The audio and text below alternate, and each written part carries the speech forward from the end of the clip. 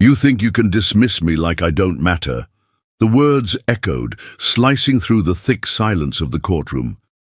For a second, no one breathed. The gavel froze mid-air in Judge Richard Hayes' trembling hand. The usually unshakable man, the one who held power over lives with a single word, was suddenly cornered. Because the voice wasn't just another defendant pleading for mercy, it was Alyssa Carter, 17, young, black, accused, alone. And with the eyes of the entire courtroom burning into her, she dropped the bombshell no one saw coming. Before you throw me away, maybe you should tell them why you abandoned me. Dad. Gasps ripped through the gallery. Reporters scrambled to their feet. Lawyers' jaws fell open. The room that once belonged to the judge was hers now, but to understand how a girl with nothing could flip a courtroom upside down, you need to know what led to this moment. Alyssa didn't grow up with privilege. She grew up with shadows, a mother who worked 2 jobs, who came home bone-tired but still tried to smile through the pain. Rent overdue, lights cut off more times than she could count, and a father, a ghost. Her mother, Denise, never spoke his name. When Alyssa asked, she'd just say, "Some men are too weak to handle responsibility. But you, Alyssa, you are strong enough to survive without him." Strong. That word was repeated like a mantra. But even strength has limits. At school, Alyssa was brilliant, sharp-minded, outspoken, unwilling to be small. That confidence made her a target. Teachers labeled her attitude. Classmates whispered, "angry black girl." She fought back when cornered, and in a world stacked against her, fighting back made her dangerous. The breaking point came one night when she was walking home with friends. A store window shattered during an argument that wasn't hers, but police didn't care who threw the rock. Alyssa was the one they grabbed. Handcuffs. Cold. Heavy. Unforgiving. Her mother begged for understanding, but the system didn't listen. They rarely do when the defendant looks like Alyssa, and so she ended up here, before Judge Hayes, a man she never knew but somehow always felt. The courtroom was buzzing that morning, the air thick with judgment. Alyssa sat at the defendant's table, her wrists trembling, though she tried to steady them. The prosecutor painted her as reckless, a repeat troublemaker. The public defender barely raised a voice. Judge Hayes listened with that stone face, his reputation carved in marble, harsh, uncompromising, merciless. When he finally spoke, his tone cut like steel. Case dismissed.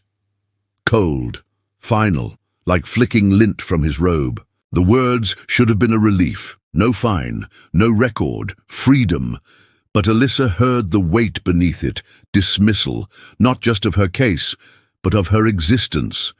She wasn't a person. She was a problem swept under the rug. That's when her anger exploded into courage. She stood. Her voice didn't shake. "Before you throw me away, maybe you should tell this court why you abandoned me. Dad." Every sound stopped. The reporters' pens froze mid-scribble. The crowd gasped as if the air had been stolen. The judge's mask cracked. His lips trembled, but no words came out. "You heard me." Alyssa pressed on, her eyes locked on him. 17 years ago, you made my mom believe she was nothing. You left us in the shadows while you sat up there on that throne, pretending you're the definition of justice. The gallery erupted. Gasps, murmurs, whispers swirling like a storm. Court officers glanced at each other, unsure whether to silence her or let her speak. The judge for once had no command. Richard Hayes had built his career on being the unshakable wall. A man who prided himself on fairness, on order, but behind the curtain was a past he buried so deep it only existed in whispers. Denise Carter, Alyssa's mother, had once been his college love. Brilliant, beautiful, but not from the right background. When Hayes pursued law and politics, she became the secret he couldn't afford. When Alyssa was born, he vanished. He chose ambition over blood. For years, he silenced the truth, and now that truth stood before him, in a courtroom he could no longer control. Alyssa's voice rose, steady but raw. You taught this city that justice is blind, but it isn't blind, it's looking the other way. You looked away from me, from my mother. You let us struggle while you built your empire of respect. Her mother, sitting in the back row, covered her mouth, tears streaming.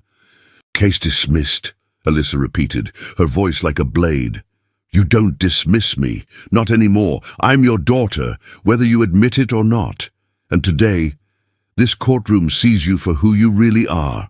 Silence, heavy, suffocating, every camera lens focused on the man who had judged others his entire life, and now stood judged himself. The gavel slipped from his hand. It clattered against the bench, a hollow sound that echoed louder than any verdict. Judge Hayes' eyes darted across the room, searching for control, but there was none. The crowd wasn't looking at him as a leader anymore. They saw a coward. You can't hide behind that robe forever, Alyssa declared.